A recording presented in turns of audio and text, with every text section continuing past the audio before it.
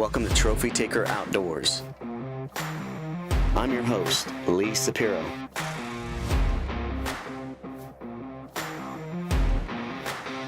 It's not just fishing.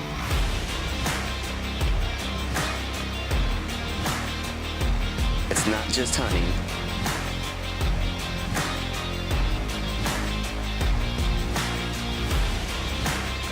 It's everything outdoors.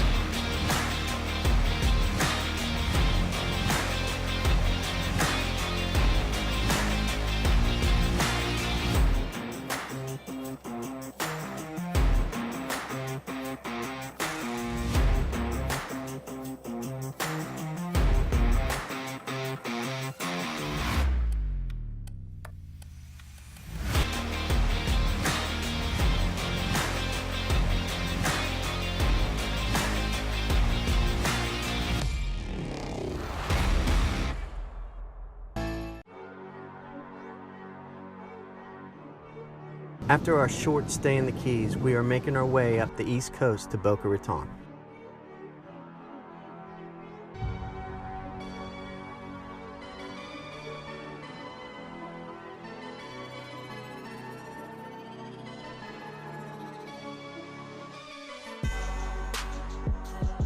I had a really great time in the Keys. I'm really gonna miss this place.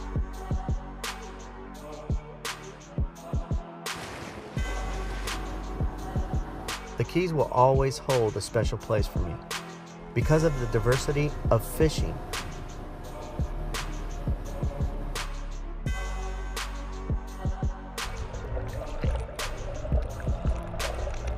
Passing through Card Sound Bridge, around Key Largo,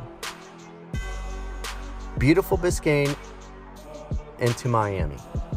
As we get closer, I see the beautiful beaches of Miami.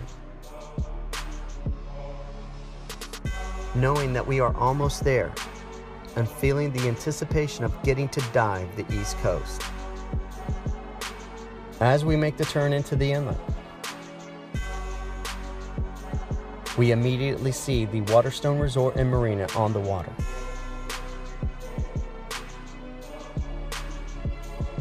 With my quick tour of that Waterstone Resort and Marina, I can see how incredible my stay is going to be.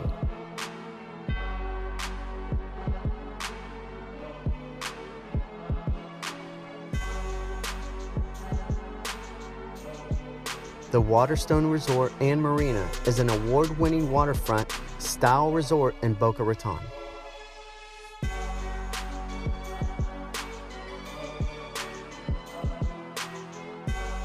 It has over 10,000 square feet of venue space for the waterfront weddings, meetings, and special events. This hotel has it all: 2 restaurants, bike rentals, daily champagne reception, and a waterfront pool and deck with cabana rentals. And for the outdoorsmen, it has a 190-foot marina with water sport rentals and chartered excursions, making it easy for the dive boat to dock and pick us up. We meet up with Sean Meadows and his team from World of Scuba, an award-winning dive shop located in Boca Raton. The best part, staying at the Waterstone Resort and Marina, Sean with World of Scuba will come right to the resort by boat, pick you up with all the dive equipment you will need.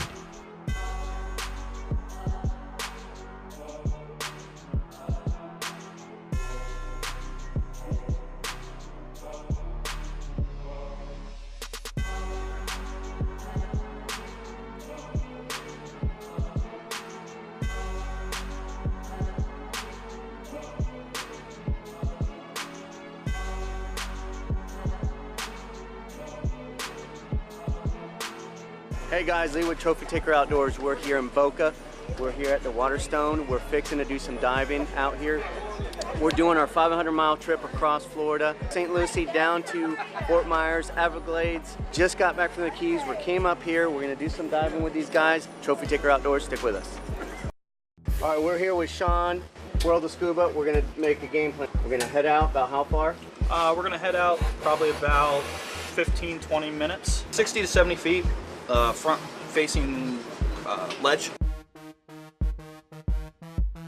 what we're gonna drift into is called Fink's grouper hole. Okay. But there's an amphitheater right before it, and we're gonna drop in, hit that one, and then we'll drift along. And about 30 minutes into our dive, we'll hit the other amphitheater. Okay.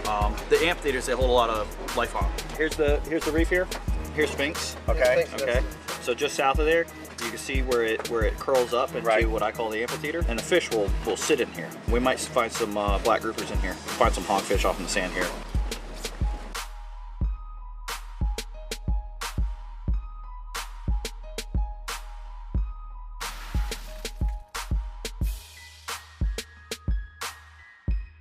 One glove on, right?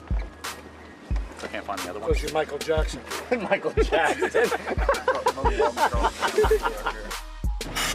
Everybody's getting their gear on. Sean will be right next to me.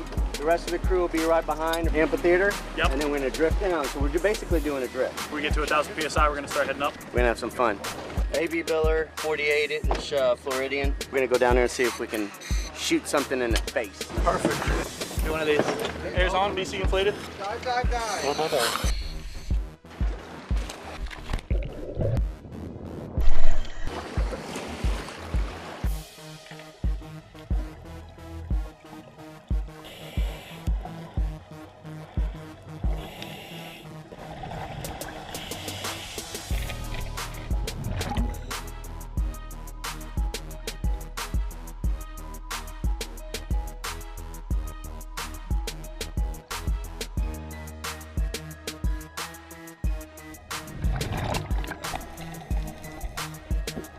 Unbelievable dive trip with Sean from World of Scuba. It was definitely a bucket list for me. To dive the East Coast, the great thing about this is that you only have to go out a mile or two to be in about 100 feet of water.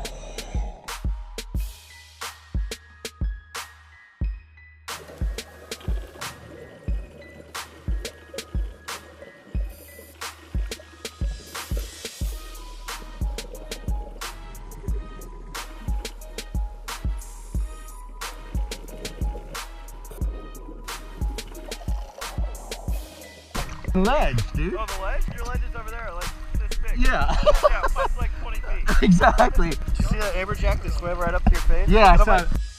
So we ended our day with our dive, getting settled in at the hotel with some dinner and drinks, and get ready to meet John, the president of Lumitech Lighting, in the morning for some offshore fishing.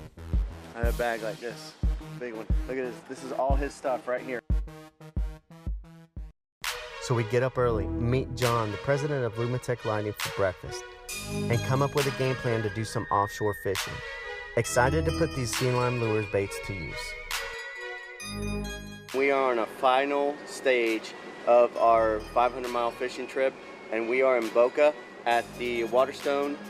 And today we are here with John Chiava, That's right. Very nice to see you, Lee. president of Lumitech. That's right. And Lumitech Lighting, absolutely gorgeous. Thank you. We have some on the Trophy Taker boat. Tell us a little bit about Lumitech and what you guys do. Hey, Lumitech is first and foremost a product development company. And so when we started the company, we recognized the need to really be focused on the development of product. And we explicitly stated that as a distinction from being a marine lighting company. Okay. So the emphasis on being a product development company means that we spend a lot of time developing tools and techniques and capabilities to really be able to integrate the latest technologies into our products and deliver the maximum value in LED lighting to the marine world. The spectrum lighting that you have, it's been real popular. almost all of it, you can dim cool things with Lumitech Lighting. We're going to do some offshore fishing. Oh correct? yeah, yep. What are we looking at? Well, the conditions have been pretty good. So what kind of species are we looking for out there? What could we catch out there? This time of year, we're kind of in transition. You know, Okay. the dolphin haven't really turned on, the blackfin are around, and it's a little bit late in the year for the sailfish. Right. But what that means here in South Florida is that anything could show up. It could be a cobia, it could be a sailfish. Anything. Yeah. Anything. Yep. So we're gonna go maybe hit the reef line, do a little bit of kite fishing. Yeah. So we'll start out. There's a if you look at the charts in South Florida, what you see is kind of a relatively steep drop off between the shoreline and then down into the depths off the edge of the continental shelf. We tend to see a pretty steep break here between 100 and 300 feet. It starts in Miami, it's kind of tight. Right. When you get up to Stewart, it's stretched out many miles. Okay. Right here off Boca, we will be in 300 feet in about 2.5, 3 miles offshore. That is amazing. It's absolutely amazing how you just go a couple miles and you're so deep. You know, as far as the Gulf on our side, we have to go hours before we hit anything deep at all. But this is amazing. We're excited about it. Great. We appreciate you guys having us. Good to see you. Good to see you too. Welcome aboard. Hey, Mike, nice to see you. Good to have you. Let's have some fun today. Yeah, man, let's catch them up. My job is to interact with the user to understand what their needs are and develop a product around those needs. And I'm here to actually discuss that with you, make sure that you guys are happy with what you see. Now, behind the scenes, we're doing a lot of technical stuff. We're working on thermal management of these products. Of course, they're all LED. We do salt spray testing in-house. We do optical testing, optical design, so on and so forth. Really, Lumitech provides a robust product that's well engineered. And it's not just how it looks, which is part of my job, but really the core fundamentals of how that product is built is important as well. It's amazing how that little compact light has everything. Yep, they're definitely not off-the-shelf Chinese product. There's a lot of engineering work that goes behind it. We spend many, many months developing these things, doing a lot of different life cycle testing, as well as coming out on the boat and you know, during the day and at night to make sure that they work well and that they stand up to our quality standards. We're going offshore. The wind is light. We're still anticipating some waves. Maintain the nose into the wind. Okay. And then we'll get the kites up. No sensation, just like you would on any billfish. And then give them a good 5-6 count. They're circle hooks and they're baited through the nose as we pull them. So Classic circle hook fishing. open up the drag, let that guy run. You want to have him feel no pressure whatsoever. And you're just going to really slowly advance the drag, and that's it. Pressure the fish and running is going to pull that hook up, sometimes all the way from in its stomach. And pretty much 9 times out of 10, it's going to hook in the corner of its jaw. John, what do you got going on? Well, the way that we're rigging these things is pretty typical for a South Florida sail fishing rig. We have a circle hook. It's a 7/0 circle hook. It's a tournament approved. It's non-offset with a little rubber band. There's lots of different rubber bands that you can use. We have a rigging needle, and then we're going to bridle the fish. Now, a lot of different crews have different opinions as to how you bridle. Generally, what we'll do here is, if we're pulling the baits, we're going to go through the nose in front of the eye, right in that bony ridge. If we're in a light wind day and we want the fish to be able to, or medium to heavy wind day, actually want the fish to be able to hold their distance in the water, hold their head in the water, we're going to hook them through the shoulders. And that's going to allow the fish to kind of get down. In lighter wind days, when we think we're going to have to keep moving to keep the kites up, then it'll look just like it is now because we're pulling the fish through the water. So with no wind and with them coming out of the outriggers, we're going to be moving the fish and hopefully catch up here. What we got, Lee? What we got? I don't know. We're fixing to find out. This is a little bit different than our inshore fishing we do in Tampa and what we've been doing in the Keys, Lake Kissimmee. So we're less than a mile, about a mile offshore right now, and we're at the Lumitech crew, John and Mike, and we are hooked up, and we're just fixing to find out. Woo! That's what I'm talking about there. Good work. Awesome, awesome, awesome. Look at that. Beautiful kingfish, Boca. Awesome time, awesome. Nice work. First king out here, we're doing a great job. You dump that, go ahead and dump that up. Good work, man. Yeah, it looks like it's really laying down. It's probably gonna be glass for about an hour or so. Yeah, I think you're right. I think we stick around here, we test these different depths. If we don't connect, we'll haul up, we'll get off run and gun. Just cover some distance, look for floating debris and stuff. We'll drop down some live baits, maybe do some jigging underneath that, pick up dolphin, maybe a wahoo. Sounds like a plan. Let's do it. A lot of color right here, you see it? Big turtle. He's scooted. Yep. A big splash, about 2 o'clock, 500 yards, a couple of jumps, could have been a sail.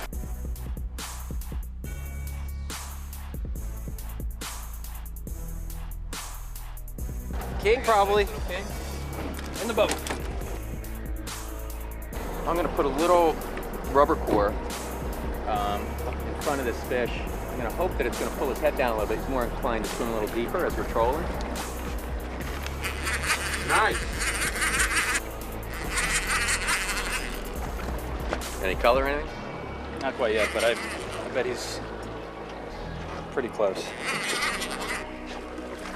There we go. Nice. There we go. Look at that. Oh, we heard they were here. Nice work. Yeah.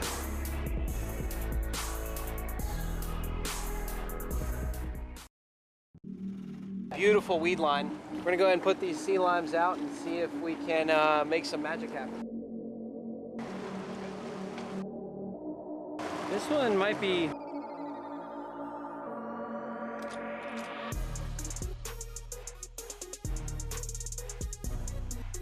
We were trolling some live ballyhoo as well behind the boat, and yeah, when I run my hand down the side of this mylar, I can feel the tooth marks from that little mahi. These things look great in the water. They have a great, beautiful side-to-side action, and it actually outperformed a ballyhoo today. We got the hit on the sea lime versus a live ballyhoo. So.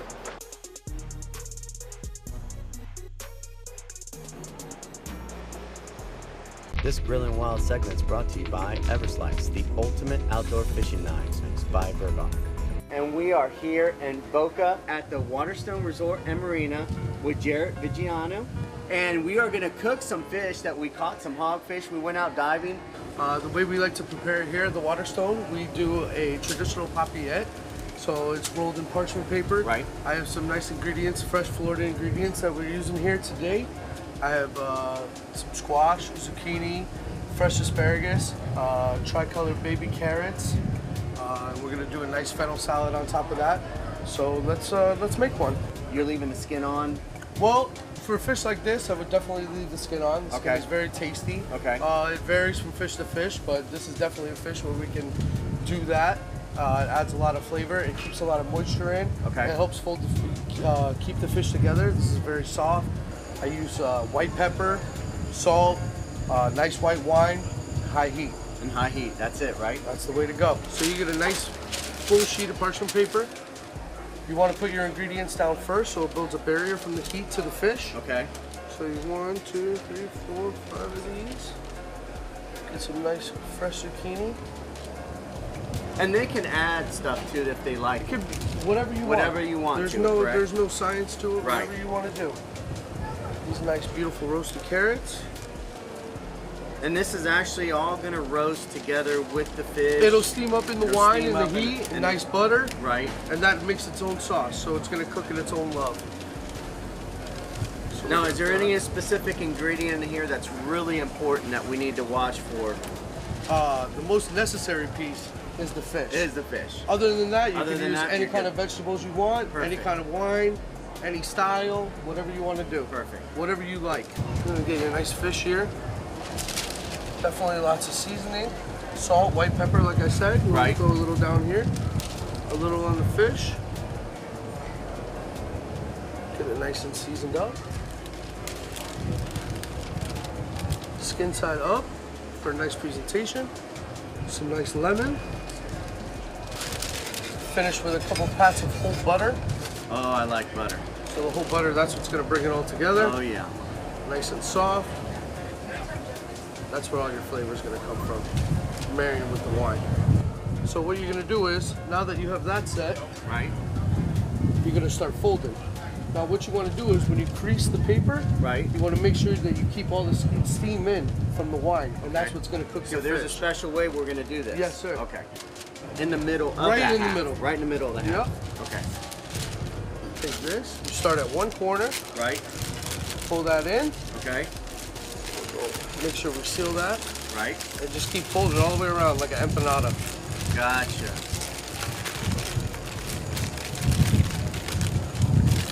And this is basically just gonna keep it all sealed up, and it's just gonna, you know. And this is something you can do at home, high oven. Right. Just make sure you have a pan underneath, and everything will easy clean up. It's like a one-pot meal. Now that you come to the end here, Right. we got it sealed up. Okay. I have some white wine. Oh, so you're just throwing that all in that little corner right there. Oh, Perfect. yeah. Awesome. So what that does is just goes to the bottom of the whole And it'll dish, mix correct? with the butter. And it milks. And with all the seasoning, and it'll Perfect. help steam all the vegetables, all your fish. Now I'm gonna put this on the grill. We have the outside grill here. This is running at about 600 degrees. 600 degrees. You could do it in a 400 degree oven for about 20 minutes. Right. Since we're so hot here in 600, it'll take about 12 to 14 minutes. Hey guys, listen, Chef Jared just did an unbelievable job right here at Waterstone Resort and Marina. And for our Grillin' Wild segment, Waterstone Resort right here in Boca, you can't miss it. It's awesome. Everything you need. Everything. Everything. Everything. Come out here and check it out. We're gonna enjoy our food, and you guys, make sure you guys come out here. Go to trophytakeroutdoors.com for more information. Let's eat. Let's eat. Go.